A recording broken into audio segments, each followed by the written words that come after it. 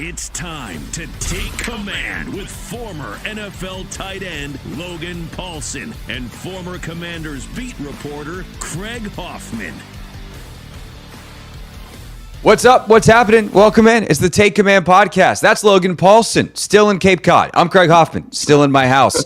Appreciate you guys checking us out. Mailbag was great earlier in the week. We got another one coming for you on Monday. But today, it's our final NFC East Rankings show as we did the offenses and defenses by position group the last couple of weeks. Today, coaching staffs. We'll start with head coaches. We'll get to offensive and defensive coordinators as well. A very interesting collection of folks, some new names this year, Logan, and I think it's imperative. Even I would say it's that important. Look at that. But it's a good, much less fancy word to start with. Kind of definitionally, like what these positions do, which I know sounds very stupid, right? Like, what's a head coach do? Well, it kind of depends. What's an offensive coordinator do? Kind of depends. And so we'll do this for each section, but like when you think of a good head coach and some of the guys that you played for, and like what are some of the things that they all did? And then maybe what are some of the things that, depending on whether they were, an offensive play calling type head coach, a CEO type head coach, that you always look for or appreciated, or maybe even wished you had at various stops in your career? Yeah, I mean, I think I go back to my first coach, and it was Mike Shanahan, and I thought he always did a great job of kind of being that kind of figurehead head coach, the kind of the archetype that oversaw everything. He kind of empowered his coordinators to make decisions, but he was kind of running quality control on stuff. So like I have a vivid memory, my rookie year of we were watching film and Mike used to be in his office, but he had cameras set up in the meeting rooms, which I think people have talked about since this has happened. Yeah. And, Kyle would do an install of a play. And then Mike would kind of come in and open the door, and he's like, "Hey, Kyle, just make sure you talk about that versus cover 2 in the red zone." And Kyle's like, "Okay, great point." And he would hit that, And then he would do the same thing for the defensive staff too. He's like, "Hey," he really liked all-out blitzes. He liked rain as a kind of like gotta have it call, which was kind of like your engage 8 in Madden, right? And he would really talk about that with Hazlitt. And I don't know how Hazlitt felt about it exactly, but he had his certain kind of inputs, but on the whole, it was the defensive coordinator's job to kind of carry that vision of him, to the team and to the players. And so I think like that's something about the head coaching position I think people don't understand is you're not coaching that much. So like your actual input on the team is like probably less than you would think. Like I remember thinking as a player, like my interaction with the head coach was basically zero. Like obviously like Mike and all these different guys were awesome to me, but like my interaction was with my position coach and the OC.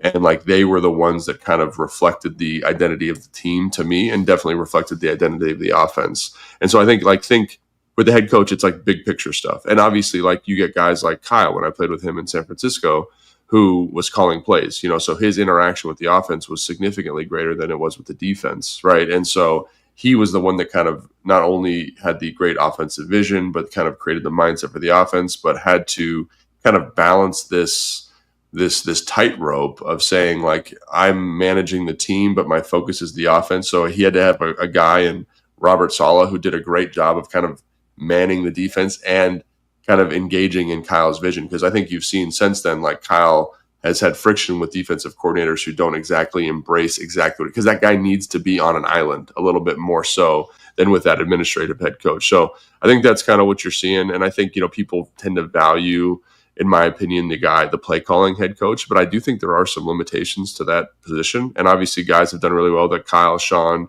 Matt LaFleur to a certain extent, Mike McDaniels, like they've all done a good job of managing that. But I do think like the guy that, the way I think of a head coach is kind of that, the figurehead, the archetype, the guy that kind of sets the direction and is more of an administrator, quite honestly. And so that's why in some of these rankings, it's hard to identify like what the actual value is of that position in a specific organization, I think. Yeah, I think it depends. The personality and the responsibilities can shift. And so when I think of what makes a good head coach, the first thing is exactly what you said. It's like, how do you set the tone in the room? How do you set the tone for the organization? You hope that's something that you're doing in conjunction with your general manager, which is why it's been so successful through a year here where DQ and AP are on the same page. But I actually think, you touched on this without saying it. The second most important thing a head coach can do is be good at hiring other people. Right. Because if you hire a good OC, a good DC, if you have good position coaches, and they can work well with you, they schematically are doing what you want. They understand the larger vision, how they play off of each other. You don't want an offensive coordinator who doesn't really care what happens to the defense. It's like, no, I need you to run the ball a little bit to give our guys a breather. Like, you need to have that ability to have cohesion side to side. And it obviously is emphasized more on the CEO types. Like, the less involved you are schematically, the more important it is to make sure that you're not going to need to have oversight over those people when it comes to the schematics of stuff and the details of stuff, if that's not your specialty, especially like if you're a defensive head coach, you're offensive, whatever. And so I think, like, in a lot of ways, the hard work is done in the offseason for a head coach, because you have to get those hires right. You have to set the tone of your season in the spring and in the workouts, and everybody needs to enter training camp on the same page. And then it becomes about maintaining those things and doing the right quality control in season to say, hey, we're getting a little wayward here on this goal that we had, or like, hey, this detail needs to be buttoned up. And that's where I think a guy like DQ is so great. Yeah. Obviously, we'll talk about Dan a little bit more probably in detail than some of these other guys, because we get to actually see him work, and you played for him in Atlanta. But like, the emphasis on situational football, like those types of things, to be like, this is how our practice is going to be structured because we care about these things. Like, to me, that's what a head coach is someone who has a vision. That vision is good, hires the right people to implement it, and then does a good job of sticking with that throughout the entirety of their tenure. Yeah, absolutely. And I think, it's just interesting to see kind of the how different personalities maybe like impact that head coaching role, like, because I always think of them not having a huge impact, but because if they're doing a good job, they're setting the tone for the whole thing, right? They're setting the tone. So like, Mike Shanahan team felt like a Mike Shanahan team, right? And then obviously, like when Jay Gruden came in, and it felt very different, like the standards were very different. And, people have talked about how Jay has been, like some of the inconsistencies of Jay's tenure. Like, I think Jay's a really smart dude, and I think he's a really, he's a fun guy to be around, obviously. But like, I think there were some limitations in terms of how he saw the direction of the organization. Things weren't always as buttoned up, and that's the personality of Jay Gruden. Right. And so I think, like, if you're going to be that way, and you mentioned this with the hiring thing, and we've talked about this before with Jay, I think you need to know like where your blind spots are a little bit. Like I think about like with Dan in Atlanta, and Dan I think is a really smart guy. I think he's a really smart football coach, but that's not his superpower in my opinion. Like, his superpower is to build the connectivity of the team, to give you a very strong direction, and then kind of like what you're talking about, like put the practice structure, kind of in place, like the meeting room structure, like all that. So that's like where he's at his best, because he can build relationships with players and make them feel important and maximize them from like think about it as a player for me, like, you're valuable to this organization. And I felt that from the head coach and Dan Quinn, because I just talked about how I never really talked to the head coach, and all of a sudden I got to Atlanta and Dan's like, this is what you're good at. This is what we're going to do. This is how we're going to, like, this is your role. And that was pretty fantastic, And I think he struggled in, 2017, because the defense was struggling. He felt like he had to take more of that responsibility on, and he kind of was of two minds heading into that. You know what I'm saying? So it's interesting to kind of, I don't know, like, the head coach, I think, is so important to kind of to provide the direction, that when you're of two minds, you can't do it to the best of your ability. You really see a decrease in efficiency for the entire team. Yeah, I think, that also goes to like the skill set of a coach, right? Like, how good of a problem solver are you? Sure. And I think there are some coaches that, like, when plan A works, they're incredible because they're so great at messaging and whatever. And, that they can break through with players. They have those relationships. Like you said, I mean, Dan probably has better relationships with his players than any head coach in the league. Maybe there's some others that I'm not thinking about, but like, certainly there's nobody better at it to like make you feel seen as a player. To make you feel seen as a player than Dan Quinn. Like, how many other teams are like, oh yeah, no, I the third string safety, have a great relationship with my head coach. Like, that's a rare thing. But how are you as a problem solver? And some coaches are better at that, and they're able to fix problems quickly, but maybe they don't have the personality skills. And so it's a mixed bucket, as opposed to, I think, when we get to the OCs and DCs, it'll be a little bit more structured. So with that said, New York's got Brian Daboll, Philly's got Nick Sirianni, Washington's got Dan Quinn, Dallas has Brian Schottenheimer in his first year. How do you rank these four, and why? Yeah, I had a really hard time with the top two, in my opinion. And so I kind of said like Nick Sirianni is number one. And I think you brought up something about him that I thought was really interesting is like last year, you look at which was one of his best years as the Philadelphia head coach. Obviously, like he's had, it's like good year, brain drain, bad year, good year. I thought, 2 years ago, he struggled in terms of hiring competent offensive and defensive coordinators, right? I think that was one of the reasons that they struggled a little bit, right? And they kind of had that skid near the end of the year where they were playing total collapse down the stretch. Yeah. There's no other way around it. Pretty bad football. So he's responsible for that. I think the coaching hires are like he's responsible for that as well. And then, they're kind of talking about whether we should fire him or not. And he goes out and makes just two knockout hires, Moore and then obviously Vic Fangio, like who I think did a great job last year. I mean, Vic Fangio, I can't overstate how impressive what he did was last year with them in terms of like bringing on young talent, just getting them locked into his defense in a way that like I didn't think was possible in a year. So like obviously two fantastic hires. You kind of establish this identity offensively where it's like we are going to be hyper aggressive in terms of going forward on fourth down. You've cultivated the tush push. I don't know how like where he fits in terms of credit or blame for developing that play, but the idea of being hyper aggressive on fourth down, I think is the direction the league is going, the direction good offense is going. It insulates your defense. All those things.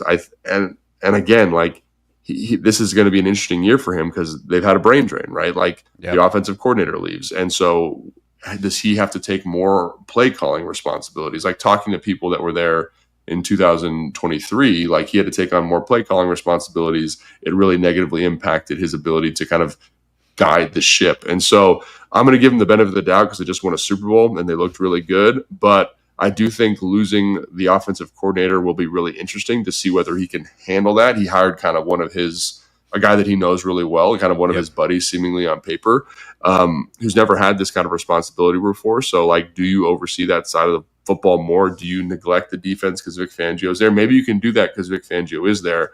But I just think like you can't undervalue like winning football games, managing all the personalities there too is something that I think is important. Your AJ Browns, your Jalen Carters, like all those different guys. So I'm going to say he's number one, but to me, it's like in lockstep. Like if you said like flip a coin 50-50, you could, depending on time of day, it's between him and Dan Quinn. And we'll talk about Dan more extensively, but what do you think about Nick Sirianni being number one? I think eventually you just can't argue with the fact that he's won a bunch. Like clearly he's good at it. I think he's got like one of the best winning percentages in NFL history as a head coach. So what am I going to say? Here's what I would say. Howie Roseman has a big, big impact on what I was just about to say, man. And like that's the other thing is like, if I'm going to make the argument for Dan, not that Adam Peters isn't amazing, but like they work, I think, much more in conjunction together versus Howie is clearly in charge. Like I think Dan and Adam look at each other as like we're 1A, 1B, and we don't care who's who, but we're together. It doesn't matter. We're one together. Like Howie is one in Philadelphia. It is a very front office driven organization, both in that the most important factor in the team's success is the roster, and he helped build it, but he has also been involved in some of the coach hiring and some of the other things. So if you were telling me we are starting a 33rd team in the NFL, and these are my two options for head coach, I get to steal either Nick Sirianni or Dan Quinn, I would take Dan Quinn. I probably would too. But I also wouldn't be upset if I had to take Nick Sirianni. And so that is not meant to disrespect Sirianni. Like, yes, he is operating within that structure in Philadelphia where Howie is the man.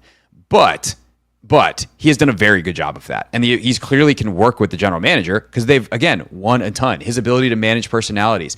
I also kind of think, like, a coach fitting in developing the personality of a team that also fits the city and the fan base, I think is a really cool thing when it happens. And like Nick Sirianni seems like kind of a prick, and that's perfect for Philadelphia. Seems like a prick, positive. Like I'm sure he can be a great guy, and you hear like Jason Kelsey talk about him on his podcast. Like he loves Nick Sirianni. A lot of those guys like really, really like him. but his prickliness, like his willingness to be a little feisty, it kind of works. And in a way, it's necessary in Philadelphia because the fans will turn on you. The media will turn on you quickly. Like, it's a harsh market, and he's built for that. And so I have a lot of respect for Sirianni, even though I still don't fully understand what he does. But like, it's this nebulous, like, take care of the administrative stuff, set the tone for the rooms, quash this media thing. Like, he has been a relatively good spokesperson for them. And sometimes that involves like, I'm going to cause a controversy to take the heat and put it on me versus my players having to deal with it. He's clearly got good connections with a lot of guys. And then, like you said, the game management stuff is, I think, a very, very, very positive thing for him. So again, if we're talking within their situation and you want to say Lombardi as a tiebreaker, I'm perfectly fine with Nick Sirianni being one. If we're starting a new team and I get to pick between Sirianni and Quinn, I'm probably taking DQ.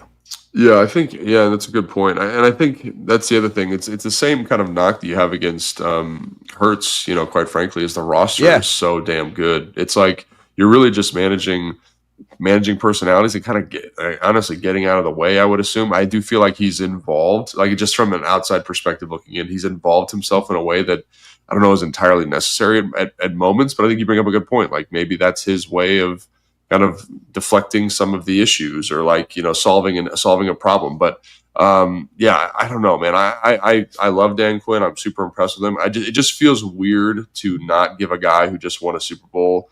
Like, by the way, went to it 2 years ago. That's what I'm saying. He's been to 2 of the last 3 Super Bowls. And the roster's sick. You know what I mean? The roster's amazing. And I look at what Dan Quinn did last year in terms of elevation. And I'm not sure Nick Sirianni has that club in the bag.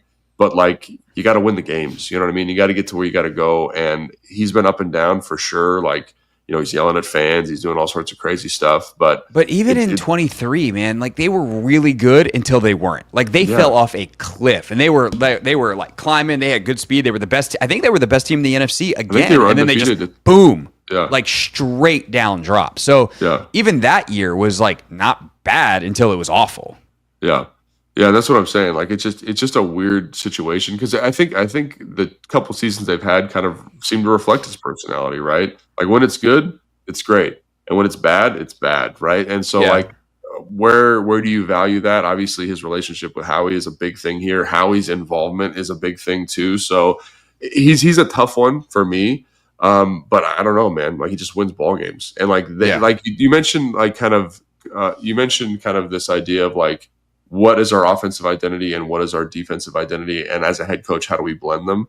And last year, I felt like they were one of the more complete teams in the NFL. You know what I mean? Their ability to run the football, play complementary defense. I mean, depending on how you want to characterize that, like, play really good defense and play complementary offense. Like, running the football, kind of understanding who you are from an offensive line standpoint, who's the best player on your team or most impactful player in Saquon Barkley. Like, I don't know, man. He's an interesting one, but I do think, like, you win games, you keep the train on the tracks, and there is some value and merit to that. As for 3 and 4, and then we'll come back and we'll pick an order here. Dable obviously is a controversial figure in New York at this point. He's a controversial figure in this drill. Like, you know what I mean? Like, it's just like, I think he's probably on the hot seat. Like, he's in kind of a tough spot. Like, yeah, man, he's interesting because I like Brian Daboll. I like what he did up in Buffalo with Josh Allen. I think he deserves a lot of credit for that. I think in his second year when like they got that offense when Daniel Jones overachieving was good for a year, and they did like some tricky stuff. Kind of really understood who they were offensively, the keepers, the boots, like getting Daniel Jones on the move. Like, I think he deserves a lot of credit for that. But like, that's the other thing that's tough about this is like, he doesn't have a quarterback. Like, there's no quarterback there that's like helming the ship in a way that's going to elevate kind of a bad roster. So like, some of the problems that Nick Sirianni never has to experience, like Brian Daboll experiences them every single week, every single practice, right? Like, they're a little bit understaffed on the offensive line. They're starting to get more talented at the skill position spots. They don't have a quarterback.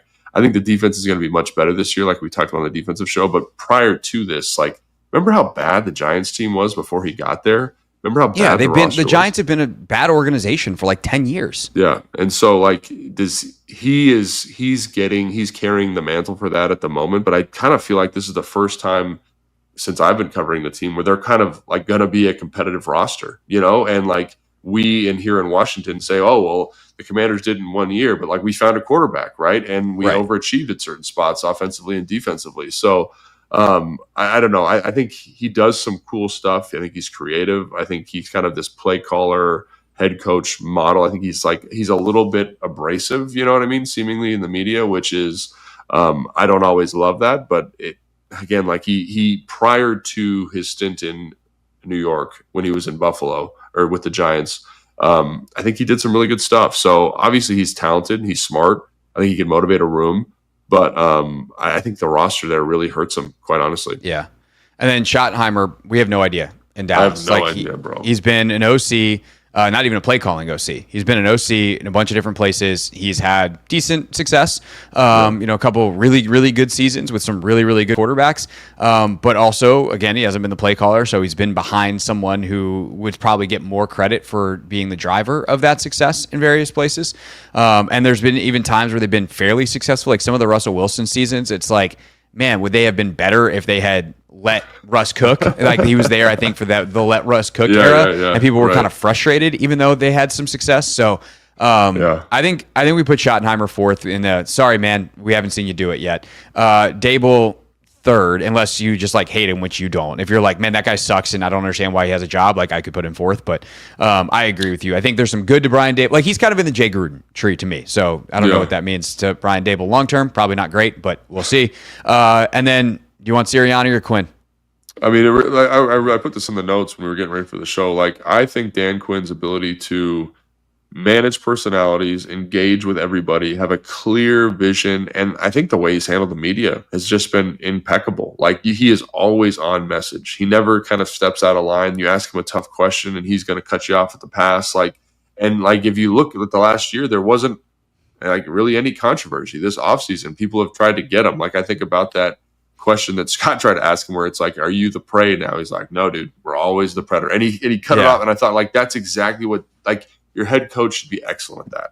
And he is excellent at that kind of stuff. And so put that on, so how he handles the media, put that on top of how he handles the team. Like, I just look at the team and I think about my time with him, and I just like how happy and joyful I was to come to work every day. And I was in a spot in my career where I did not feel very good physically, but it was awesome to like pop up in the morning and be like, man, I get to go play for Dan Quinn. And I think he's done that here too. So I have nothing but the highest respect for him. And I think he's a fantastic head coach. And if I ever become a head coach, I want to adopt a lot of what he does. So yeah, man, he could easily be one for me. Like, there's no. I think I want to put Quinn doubt. one. I'm sorry to the Eagles fans. I want to put Quinn one because I think the other thing he's really too good. is if you're an Eagles fan, you're listening to this. Like, if you're an Eagles fan, you're looking at this. Like, he's really good at his job. Like, you know what I mean? I would be happy to put T1 like tied for first, both those guys, and then put Dable at 3 and Schottenheimer at 4. But then we're probably getting yelled at for hey, pick one, don't be a cop out. So we're gonna put Dan Quinn atop. But like, to your point, like the hiring thing, I didn't even talk about it, but he did a great job. Like, he did a great job. And Sirianni, because he's had the up and down hiring. Like, I know it's almost unfair because Quinn hasn't had to replace anybody yet. And the last time he did in Atlanta, that was kind of the downfall, right? Like, he didn't do a good job replacing Kyle. And there's eventually struggles on the defensive side. So, like, what happens if Cliff leaves? What happens if Joe leaves? But I think that they have built such a deep staff here. And this is, and again, not really fair to Sirianni, but like, Quinn did the whole 360 review thing. Like, I don't think that's going to happen to him again. I think he got a lot better as a head coach, and he's going to make sure. And in fact, they've got people in the pipeline. Like, he's ready to go with the next guy. And so, I think I want to put Quinn 1, Sirianni 2, Dable, and then Schottenheimer. You good with that? Yeah, I'm totally fine with that. I mean, like, I don't know how you put him after not winning the Super Bowl, but like, I like Dan Quinn a lot. So they did make the NFC Championship game in year 1 with a rookie QB. That's pretty good. That's a great point. And I think that's another great point. Like, and I put that in the notes too, is like just his ability to elevate last year. Like, you saw how impactful that was. And again, like Jaden Daniels, Cliff Kingsbury, who deserves credit for that? It's probably an amalgamation or some type of weird vortex of all three of those guys. But yeah, dude, I think I have no problem with Dan, and I think he's a great head coach. I think he's one of the best in the league. And obviously, like, when they hired him, I was ecstatic. So, sorry, Nick. Sorry, Philly. Like, let us know how pissed you are. But, like, Dan Quinn's the man. So, he's you hate us anyway. It's fine. We'll get over it.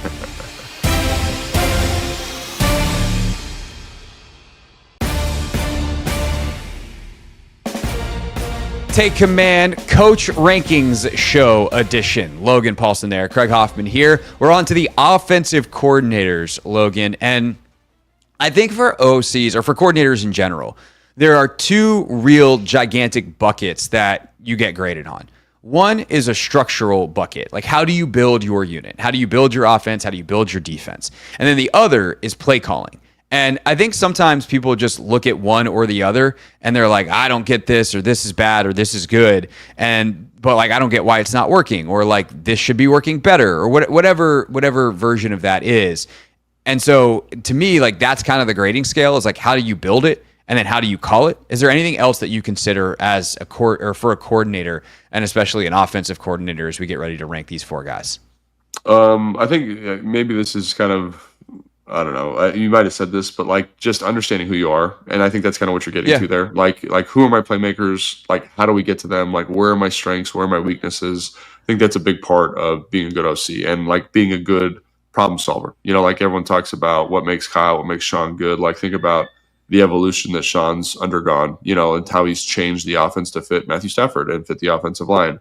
Think about how Kyle's changed to fit Brock Purdy as opposed to Jimmy Garoppolo. Like, those are, and think about what Mike McDaniel's done with Tua Tagovailoa. Like, those, to me, that's one of the things that makes those guys excellent. And I think speaking to players' skill sets is something that's very, very valuable. So I kind of intermixed in what you said there. No, I think that's great. Yeah. Because I think that's the common bond between the two, is like, do you build an offense that actually works for your people? And then in the game, do you have the flexibility and the mobility, if you will, the nimbleness to get to the plays that will get that guy the ball? Like, do you have the options installed in the first place? And then do you pick them at the right time for maximum damage? Like, you know, it's one thing to say, oh, we build our offense around Terry McLaurin, and then he's got no touches in the game, like, because they've done something defensively. Like, how much mobility do you have? How much flexibility do you have to say, okay, well, let's move Terry here. They're doing this thing, so we have an answer for that. It's here. Now we can get him the ball. Or just like, we're going to get our guy a touch on a jet pass. Like, we're going to get our guy a touch on a screen. And so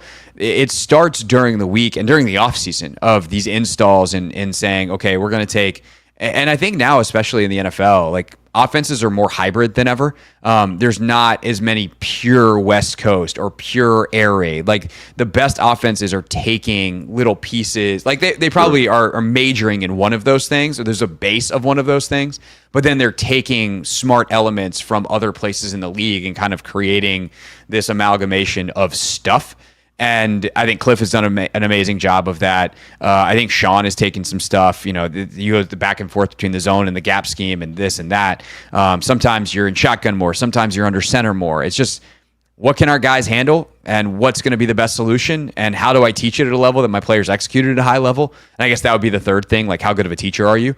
But then the deployment on game days. I think a lot of it comes down to, like, the play calling. And it's like, sometimes the problem wasn't actually in the game. Sometimes the problem happened before the game. And so I think someone with an eye like yours can probably tell the difference in some of those things. I think it's just like, you bring up a great point. Like, Brian Billick, he said this, he had a coaching conference that I watched a couple years ago, and one of the things that he said was like, anything that I come up with in the moment on game day is going to be way worse than something that I thought of Wednesday in the air conditioning of my office, right? And I think there's a great point to that. And so, like, it was as though the game plan was terrible. To me, you didn't handle the week of prep very well. And I think when you look at some of the best offensive coordinators, like, I think about, again, having worked with Kyle, having worked with Sean, having worked with Mike, like, those dudes prep out of their minds, right? And in the week. So when you're in the game, you know the looks you're going to see. You know why he's calling this play. Like, and I think that's where special offensive coordinators are, right? Is that they put it in the supercomputer. They run, kind of those war games ahead of time. They kind of say, if they do this, then this, and it's not in the context of what play I'm going to call, although they do that. It's also like, if I call this play, what's the worst thing that could happen? Why do I want to call it? Then what's the worst thing that can happen? I think fans don't think about that. Is you're prepping every play for, what if I get all out pressure here? Like, what's the quarterback's response? Do we have to check to something? And that's what differentiates quarterbacks or offensive coordinators, in my opinion, is that ability to kind of say, this is why we're calling it. This is why I want to call it. But what if the defense does this? Are the guys ready for this look potentially? So So if we have that as context, as a baseline, how do you rank up Cliff Kingsbury, obviously with Washington, and then I guess 2 new guys, and then Mike Kafka is an interesting guy because he kind of works in conjunction with Dable. So you have Cliff, who's in charge of the offense. Like Cliff is the guy in charge here in DC. And then you have Mike Kafka, who works in conjunction with Dable. You have Kevin Patullo, who is now the Eagles offensive coordinator. He has been with Sirianni since the Indianapolis days and has been their passing game coordinator the last couple of years. He was also the associate head coach last season. 2 years ago, 2023, 2024. And then I think they gave that title to Fangio. And then Clayton Adams is the offensive coordinator in Dallas. And he has a very interesting background. Guy who's an O-line and tight ends coach, and now is going to be taking on the OC duties with Brian Schottenheimer, who has the passing game background, right? So if you think of a guy who's a former O-line coach and tight ends coach, more of kind of the running game blocking elements, Schottenheimer is a guy that has worked with quarterbacks a lot in his career. So they're, in a way, kind of a duo. And then they also have Ken Dorsey on staff, who has a ton of experience as a passing game coordinator at Carolina, Buffalo, and a couple of other places. So any other people you want to note, any other things you want to note, or want to dive right into the rankings? I think we just dive right in. And to me, this is like it's kind of a one-horse race. It's like Secretariat, like when he won and he's like the only one in the shot. It's Cliff Kingsbury. And I cannot overstate how impressed I was with how he prepped stuff, how he called games, how he maximized playmakers last year. And again, there's a little bit of statistical variance that he's riding in terms of 4th down conversion, Jaden Daniels' completion percentage, kind of the extreme version of the explosive play percentage, right? Like they were 3 in the NFL in explosive plays over 50 yards. Like, you know what I mean? Like that all of those things are going to regress to the mean. And I think, we talk about Adam and the front office's role, understanding of like getting these offensive linemen here, getting more playmakers as ways to offset some of that statistical variance, which I think is great. But I really was impressed with the offense by Cliff. And it wasn't anything overly complicated, but you could tell Jaden Daniels really understood where the football needed to go. You could tell Jaden Daniels had great mastery at the line of scrimmage. I'm going to give a lot of that credit, to Jaden Daniels, but also to Cliff in terms of understanding. Like, I think in his very first press conference, he's like, you can do a lot of stuff, man. You can do as much stuff as you can think of, right? We could run the triple option if we wanted to, right? And I think there's a lot of truth to that. But if Jaden doesn't know what the hell's going on and Jaden doesn't feel comfortable and the guys in general don't feel comfortable, like, what are we doing? Like, we're not going to be a good spot to be successful. And I look at what he did last year and he said, talk about a guy who just understood the threshold that the quarterback could handle at the highest level. I thought Cliff did that. Again, kind of, you mentioned it, like blending in elements of the spread, like RPO, zone read, like just making the offense varied enough to make it challenging for defenses. And obviously you have a quarterback, so it's going to look much better. So like that's something that's important to note here too. But I was extremely impressed with what he did. And, everyone talks about him being an air raid guy. Like, I saw principles from all over the NFL. And I think like he just did a really excellent job. So to me, he's Secretariat. He's winning this thing, by 23 lengths. But and again, he's got a quarterback, and I understand that. But he was special last year. Yeah, I think it's interesting because I 100% agree. Let me say that first. Like, I think Cliff is the best OC in the division. I think Cliff is quickly put himself in the mix to be one of the better OCs in the entire league. We've never seen him be an OC in the NFL before, because when he was in the NFL previously, it was as a head coach. And so now that he can just focus on offense, it's like, oh, that's why he skipped this step. That's why he went from college head coach to NFL head coach. Like, he really is one of those guys. And I think people kind of question that going into last year. It's like, oh, is he just traditionally good looking and has a really deep voice and people like him a lot because they think he's cool? Or like, he does have a very deep voice. Yeah. And like, oh, he with Patrick Mahomes, and like, so that's cool.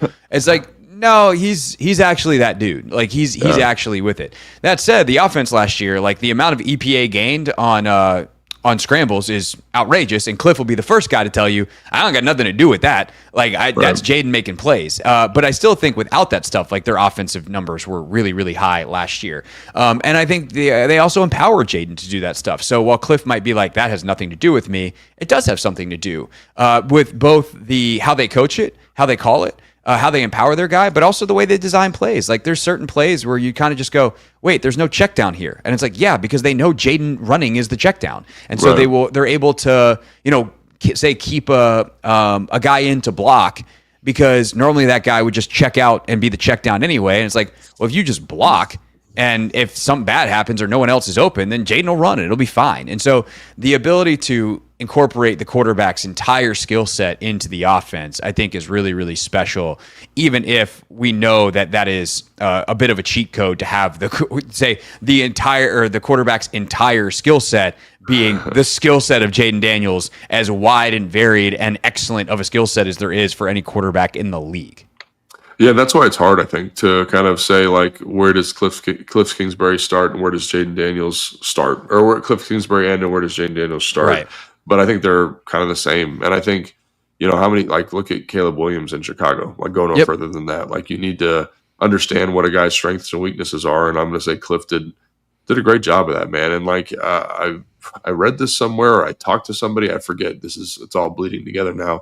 But basically, like Cliff, they went and they looked at what he did so well at LSU, and they incorporated a lot of those concepts here in Washington. And I think, like, that's the humility too, to say, like, I don't give a damn about my offense. I give a damn about making sure that this kid's ready to go. And so I think that humility, I think the innovativeness of it, I think we talked about understanding playmakers. Like, think about how we utilized Terry in a way that we haven't seen him be utilized in a long time. And again, some of that's Jaden, but I think also, like, getting Terry in the right spots is important.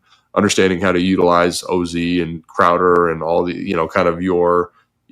remember we had 12 guys that were pretty serviceable Z receivers last year, Right. I'm going to give him a lot of credit. And I think the staff is really good too. And that's another thing. We go back to Dan, like, the offensive staff here is a bunch of really smart, innovative guys who are, I think, all it kind of reminds me of the staff from 2010 when I was here, right? They've got all these younger guys that are innovative. They're going to be OCs at some point in their career, and that's great. And so, again, like, Dan deserves a lot of credit for that, but I'm going to give credit. Like, to me, Cliff is just, because of the things I said, maximizing talent, innovative game plan, like, good play calling in the game. Like, he deserves a ton of credit, and that's why he's number one. There's a unity amongst the staff that is also, like, added to the list of attributes that's really important. You can't have guys, like, it's important to have disagreements in the room when the room is just full of coaches. And then when you leave the room, everybody's on the same page. Like, we want different ideas. We want you to speak up and say, like, hey, what about this? Have we tried that? That is really healthy in terms of a creative environment. But then, is everybody on the same page? Are you teaching it the same way? Is everybody position group to position group going to be locked in on the details? And I think Cliff achieved that with some guys that he knew, like David Rye, the tight ends coach. Like, they worked together. He knew David Blau as his former, backup quarterback that he brought in as assistant QB's coach. But he had never worked with Tavita Pritchard before. And those guys were seamless. Like, it was an incredible job. And again, that's some credit to Dan for the environment. But Cliff, and we can talk about it with Joe as well, like, those guys really honed in on that. All right, once we get past... one more thing, I just got to say this. More compliments for Cliff. And just his ability to insulate the offensive line last year. They were hyper aware. Obviously, this offseason, they brought in a lot more talent on that group, which was necessary and important. But you didn't feel that group. You didn't feel the deficiencies of that group last year, though. I mean, think about how it felt with Eric Bieniemy here. And, like, we were big advocates of saying, like, play calling plays a big role in that. So not only did he call the games differently, but he also developed different protection schemes to insulate that group. So, again, like, we talked about understanding your strengths, understanding your weaknesses, understanding how to maximize your strengths and mitigate your weaknesses. Like, that, the offensive staff deserves a lot of credit, and Cliff Kingsbury is ahead of that. So, again, just another reason why he's the man. So then there's Mike Kafka, Kevin Patullo, and Clayton Adams, two of which have never done this before, one of which has to not a ton of success because the Giants' offense has been mostly booty the last couple of years. That said, I feel like when we watch them on tape, it's like, oh, they're trying to do nice stuff. They just don't have the players to execute it. So what do we do with Patullo, Adams, and Kafka? I mean, so I like Mike Kafka. I like elements of what he's done over the course of his time. Again, I go back to 2023. Like, the way they were able to make that group look serviceable and make a push in the playoffs, like, I don't know who's getting the credit there, Dayball or him, and I know that was 2 years ago, but that was like a master stroke, quite literally. Like, they were really leading into the defense, like high variance football, where they had what's his name, the defensive coordinator who blitzes all the time. Wink Martindale. Yeah, Wink Martindale, and like, so they were kind of riding that variance train. They were playing really conservative offensively. They were getting their explosive plays from Saquon Barkley. Like, they were walking a razor's edge, but the offensive design was great. And I look at last year, even like your ability to get two players over 90 receptions is kind of unbelievable. Like understanding like Malik Neighbors is a beast, right? Wan'Dale Robinson's a good slot player. And so like I'm going to find ways to formation, motion, isolation basketball, get those dudes to football when the quarterback play was rough. Like even the run scheme last year at times, I was like, this is good. Yeah, like Tyrone Tracy had a good year. Like I remember watching the Pittsburgh game, getting ready for our second Giants game, and I was like, they formation this where the Steelers don't have a secondary run support player. So they were in like a trips formation with a nub tight end, and they were like rotating to the trips, and they were running kind of like I think it was like a tight zone to the 3 receiver side, then cutting it back. And they ran it probably 4 times in a row, and they just had no answer. I'm like, that's good offensive innovation, good offensive football. So I like the idea of him. I think the league likes the idea of him. Like you talk to people, it's like he's kind of in that next head coaching kind of bucket of players, of coaches, excuse me. But they've been bad, so it's hard to kind of say, hey, look past all this bad football that's happened and like just trust us that the schematics are good. But the schematics have been good. And I think if they can get somebody who can play serviceable quarterback for them, I think they're going to be okay. Kevin Patullo, is that how we're saying his name? Yeah. I have no idea what that's about. Like I've talked about this before on the show. Like I am not a big fan of the Eagles passing game. And some of that might be Jalen Hurts. Some of that might be just kind of their offensive identity is in running the football. But like you tell me the passing game coordinator for the Eagles, and I'm like, okay, whatever. You have 2 of the best receivers in the game. You have a pretty good quarterback. And for me not to feel that passing game every week, I'm kind of like, what exactly are you doing? Now, he was given that, you said it, the what is that, associate head coach from 2023 to 2024. Yeah. You don't do that if you think that guy's not good. Like you want to keep talented people in the building, and that's a way to do it, right? Somebody's trying to poach him from your staff. You throw that tag on him, you keep him around another year, and now he's going to be the OC. So I don't know. I think they're so talented, they're going to be good. But in terms of X's and O's, like I have no idea what we're going to get. The Clayton Adams thing is interesting to me because I always think when you have an offensive line coach, a guy who's formerly coached offensive line, formerly coached tight ends, they know so much football.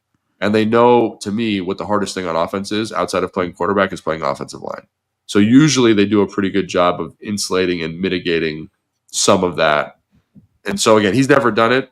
Kevin's never done it. Flip a coin there, which way you want to go. I'm going to go Mike Kafka too, just because I've seen some smart stuff from him, and whether that's Dayball or him, I have no idea. But the other 2, flip a coin, man. Figure it out. I don't know. I have no idea what's going on there. Yeah, I have no idea what to make of Patullo. Adams, I mean, the rushing numbers in Arizona were pretty good. Like they were good. You think he's been good places. He's been a good coach. Like I like his coaching background. Like he coached in college football. He was the pass game coordinator a couple of years, run game coordinator a couple of years. Like you can tell he's been a lot of places. He's seen a lot of ball. I like that. If I'm as the hire, like initially I was like, who the heck is this guy? And then I kind of read about his background. Again, I like O-line coaches. I mean, who's the OC up in Green Bay? Obviously, LaFleur calls the plays, but he's a former O-line guy. And you see how they've been able to cultivate a system that really insulates the offensive line. They're creative in their run game. Like, if he can bring an element of that to Dallas, and again, this is all speculation based on his background, but I don't hate the hire. It just depends on, like, can he execute it? Let's go with him third. And Patullo fourth. Eagles fans, you get to be mad again. Light the Eagles on fire. Don't worry. In the DC segment, you're going to be quite happy. Let's go Adams fourth. But it's like, what does Sirianni do? I don't know. And then they hired a guy who works under him. And again, maybe it just, and again, like the team is so good, like it's going to be hard to mess it up. But I just don't know. But they haven't messed it up. And they found stuff that works for like their talent. Like they've done a lot of good. Like let's be complimentary, right?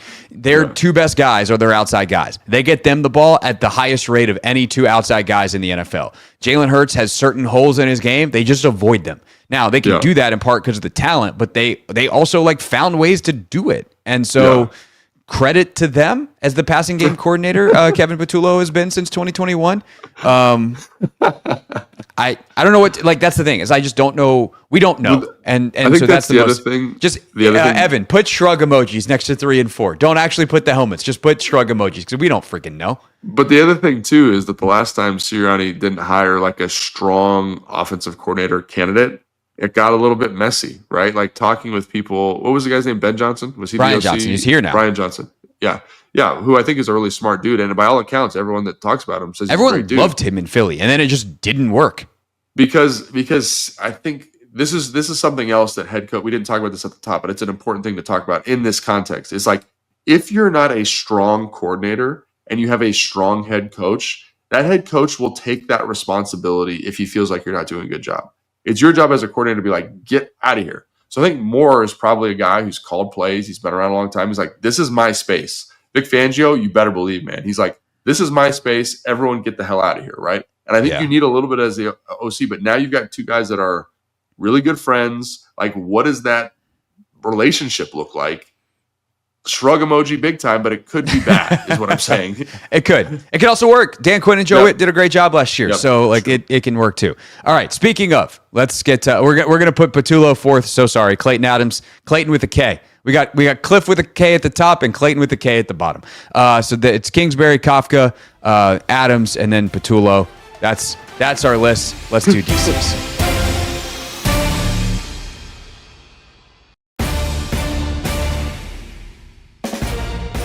Wrapping up here on Take Command, that's Logan Paulson. I am Craig Hoffman, and we will now rank the defensive coordinators in the NFC East. And we've obviously, like, everything we said about OCs in terms of structure and play calling and that kind of stuff, it all is true for DCs as well. Is there anything specific to the defensive coordinator spot that we think we should add as a premise here, or do we just get straight into putting Vic Fangio first and having Eagles fans not be mad at us?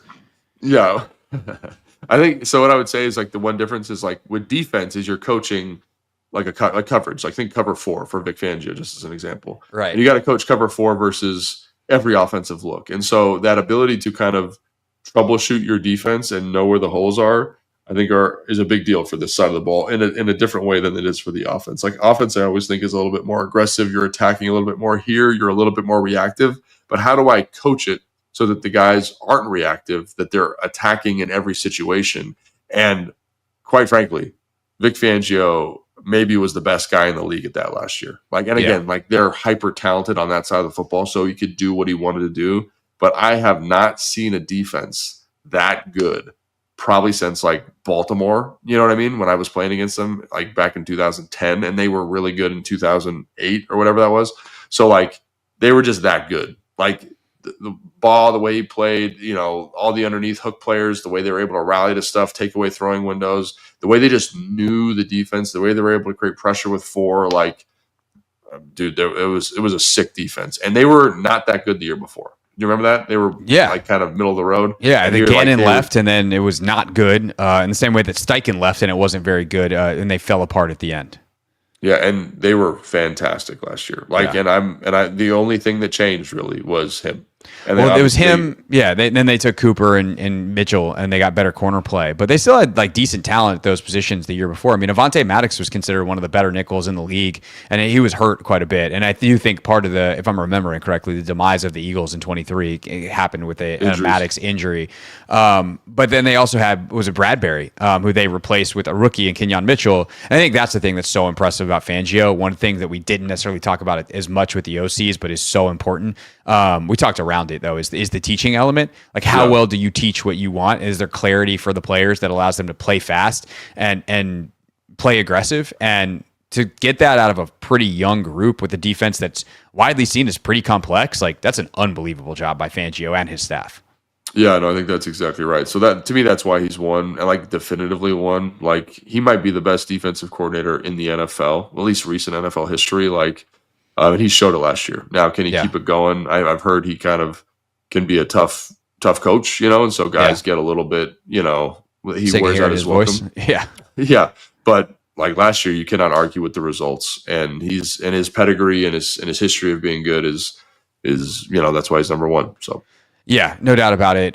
He is the defining coach defensively of this era of football. Like a lot of the other successful DCs are either direct descendants, if you will, of Vic Fangio. They worked for him and took the defense and made it their own. There are also plenty of other guys that have taken a ton of inspiration from what he's done with the match stuff. And he is again like Monty Kiffin, who we'll talk about a little bit more in a second because Matt Eberflus comes from that tree. Monty Kiffin, I feel like, was a defining guy in like the early 2000s when he was with the Bucks through like the early 2010s, like kind of your start in the league, that cover 2, Tampa 2 type of stuff.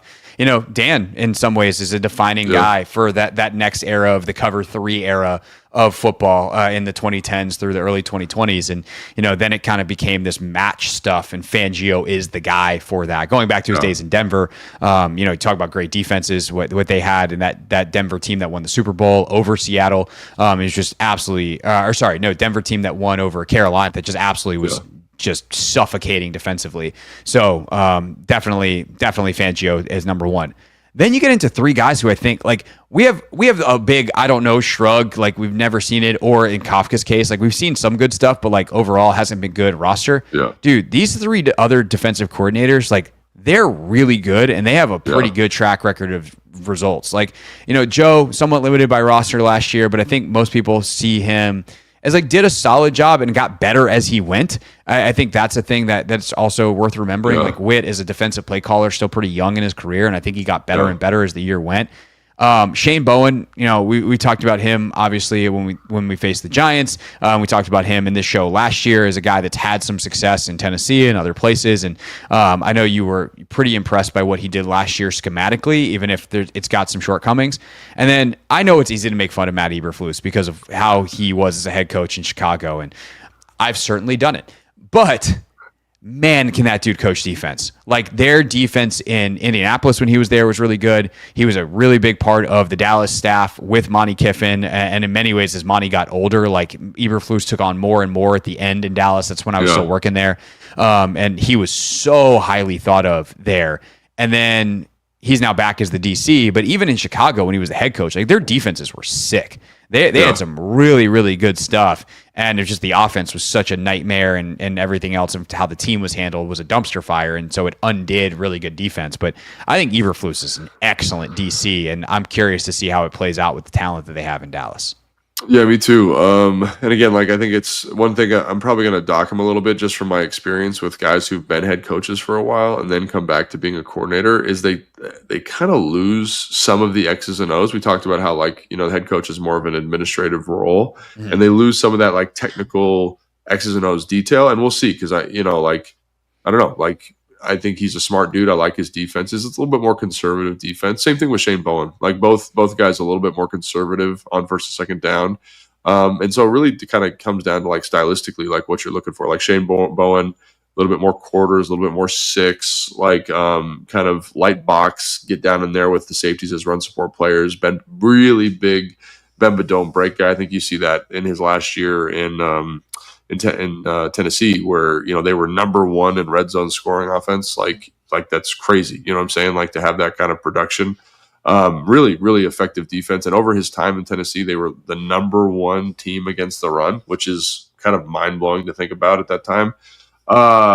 Again, it's not gonna like blow your socks off, but I think it's like a well coached group when you watch them. Like they just know what they're doing. They're kind of lined up in the right spot. And I'm just reminded of like how difficult it can be in year 1 to be productive and effective because guys are still figuring the system out. Again, that speaks to how good Vic Fangio was.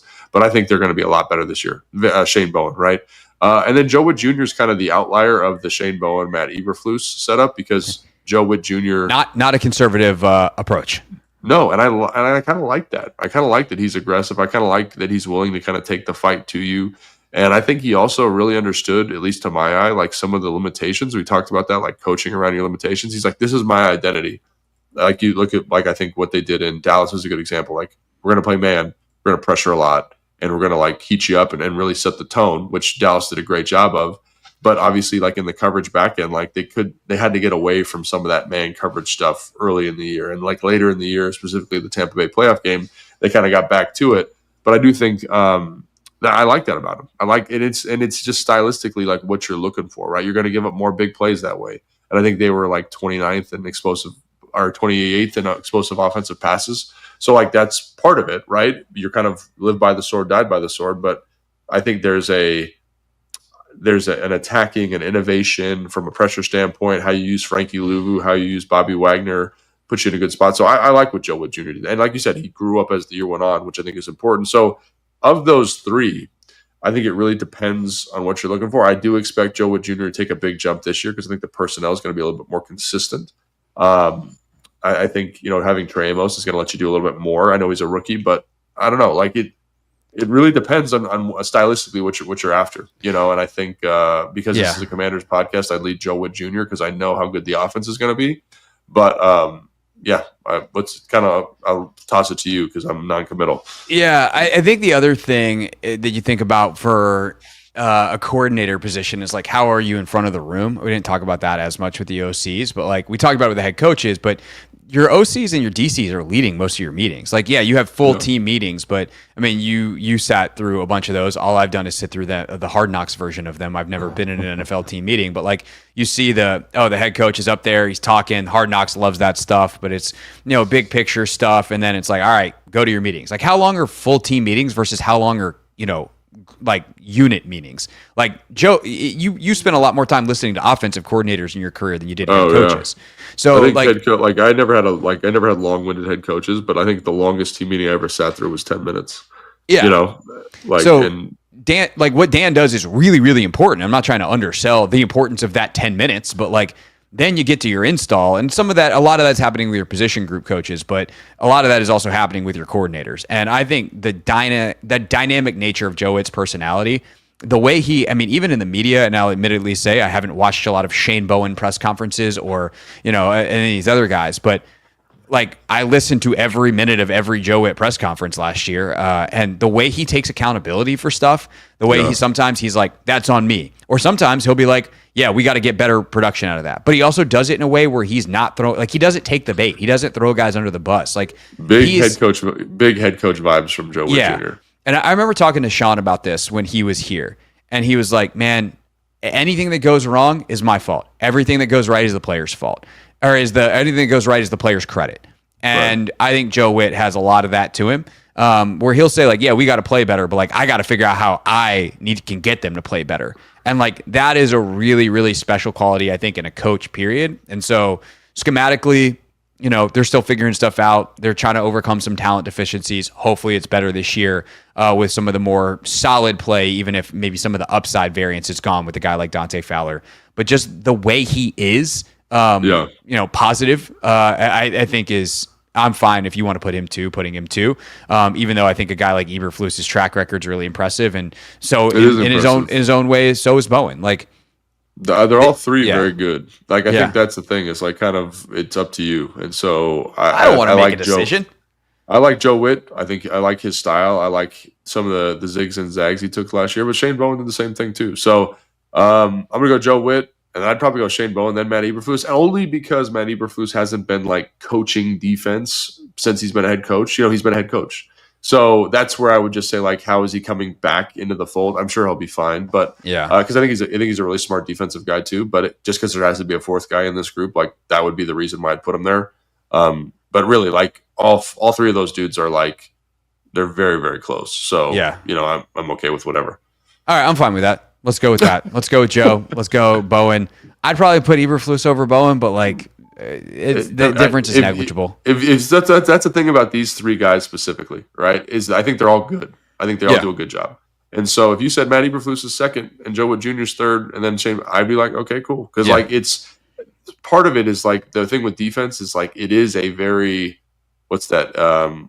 there's a lot of fluctuation in defensive production. Yeah. And so to me, it's just like, how are you coaching it? And they all seem like they're good coaches. So there's going to be some statistical variance this year. But so, if you want to put whatever, Matt Eberflus third, Shane Bowen, but just if you're listening to this show, they're very, very close. And yes. So, producer Evan, you get to decide. One version of one of the things that we said could go on the graphic. The graphic doesn't matter. They're all very good, and we'll see what they can do this year with the personnel that they have. All right. That's Logan Paulson. I'm Craig Hoffman. We'll be back with you on Monday for another mailbag episode. So yeah, enjoy your 4th of July weekend. We have a bunch of questions, but if yours is really good and you send it now, maybe we'll put it to the top of the barrel. So HoffmanShow.com, or you can hit us on Instagram at Hoffman.sports or Logan_Paulson82, and we'll see you Monday. Have a great weekend. Thanks for watching and listening to Take Command.